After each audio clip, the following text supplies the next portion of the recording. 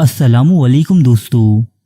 जहां आजकल इंडिया में कोरोना वायरस की तबाहियां अपने उरूज पर हैं, वहीं मुसलमानों से नफरत भी इस हद तक बढ़ चुकी है कि वो भगवान जिन्हें कल तक हिंदुस्तानी अपने मंदिरों में सजाकर रखते थे, जिनकी पूजा पाठ की जाती थी और इनसे अपनी मुरादें वाबस्ता की जाती थीं, आज उन्हें मुसलमान कहकर न सिर्फ उनकी मूर्तियां गिराई जा रही हैं, बल्कि कुछ अनासिर इन हस्तियों को धोखेबाज, ढोंगी और जालसाज भी करार दे रहे हैं।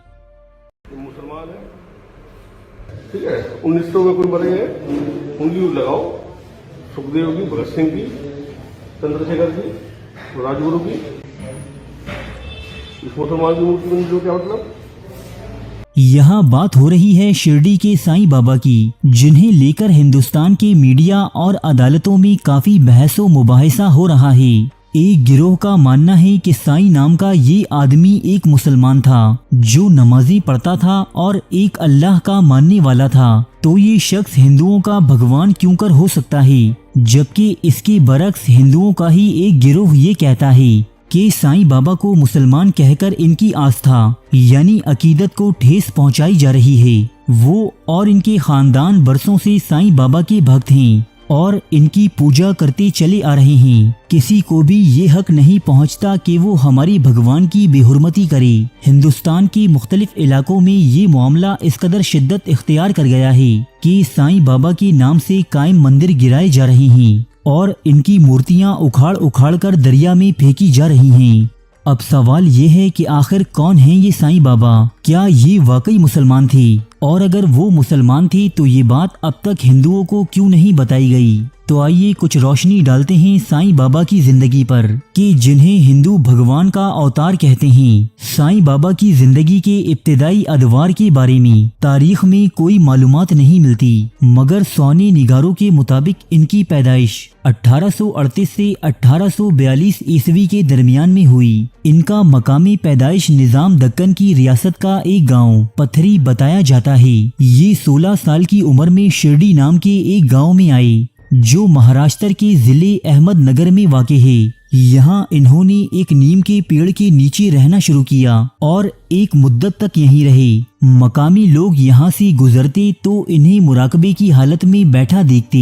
कुछ दिन बाद साईं बाबा ये जगह छोड़कर एक करीबी जंगल में जाकर रहने लगे। फिर जब वो इस जंगल से लौटे तो इनका ठिकाना एक मकामी मस्जिद बनी, जिसे वो द्वारका माई कहा करते थे। यहाँ वो नमाज अदा करते, कुरान की तिलावत किया करते और कभी कभी महफिल मिलादुन नबी सल्लल्लाहु अलैहि वसल्लम भी मुनक्किद करते थे। साईं बाबा अक्सर हमदो नात गुनगुनाते और बेखुदी के आलम में झूमते रहते थे। इसके अलावा इन्हें कव्वाली का भी शौक था, मगर इनकी मजलिस में सिर्फ तबला और सारंगी पर ही कव्वाली हुआ करती थी। इनके अकीदतमंदों में मुसलमानों से ज्यादा हिंदू शामिल हुआ करते थे, क्योंकि शिरडी एक हिंदू अक्सरियती गांव था जहां मुसलमानों की आबादी बहुत कम थी। साईं बाबा अपनी अकीदतमंदों को तौहीद की तलकीन किया करते थे और इनका मशहूर ज़माना फिक्रा है, सबका मालिक एक। साईं बाबा अपने अकीदतमंदों को कुरान पढ़ने की तलकीन करते थे और हिंदुओं की मजहबी किताबों में जो नसीहत आमोज बातें हैं, उनसे नसीहत हासिल करने की तरगीब भी देते। वो एक ऐसे फकीर सिफ्त इंसान थे जिसके दिल में दुनिया से बेरगबती थी। अक्टूबर 1918 में साईं बाबा का इंतकाल हुआ और इन्हें मुस्लिम रसूमो रिवाज के तहत उसी मस्जिद की मुत्सिल दीवार से दफन किया गया जहां वो जिंदगी में कयाम करते थे।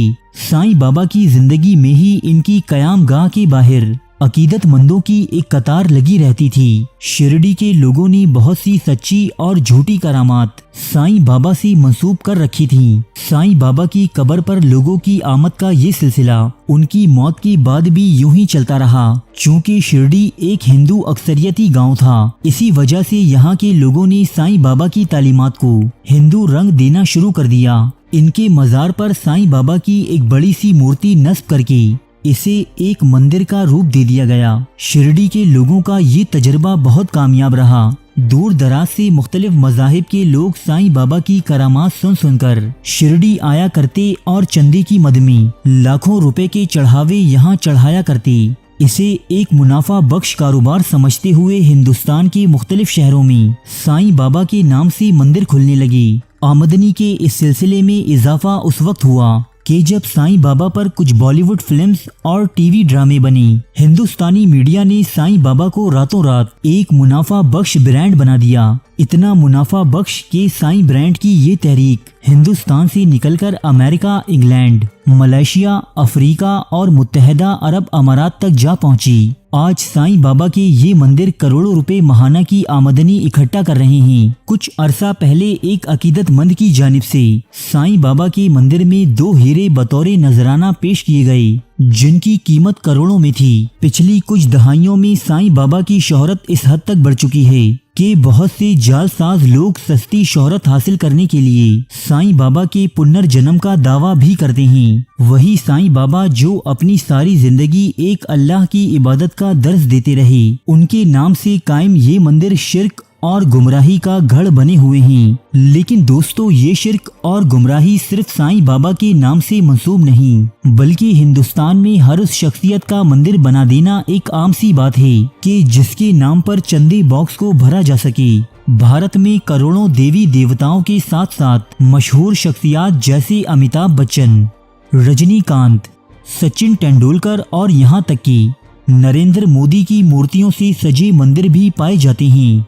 ऐसे में साईं बाबा की एक मूर्ति का इजाफा हो जाना कोई हैरत अंगेज बात नहीं। लिहाजा इसीलिए बरस हा बरस से हिंदू इस मुसलमान सूफी बुजुर्ग के मंदिर बनाकर इसकी पूजा करते चले आ रहे हैं। लेकिन आज सूरत हाल जरा मुख्तलिफ है। भारत में मजहबी और फिरका वाराना तासुबात इस कदर बढ़ चुके हैं कि अब इन्हें एक मुसलमान सूफी बुजुर्ग के नाम पर बने मंदिर भी गवारा नहीं। आज भारतीय मीडिया पर कोई साईं बाबा को अफगानी जासूस कहता है तो कोई ढोंगी और पाखंडी, जबकि साईं बाबा दर हकीकत उन अनगिनत सूफियाए कराम में से एक थे कि जिन्होंने हिंदुस्तान की इस धरती पर दीन हक का बोलबाला किया।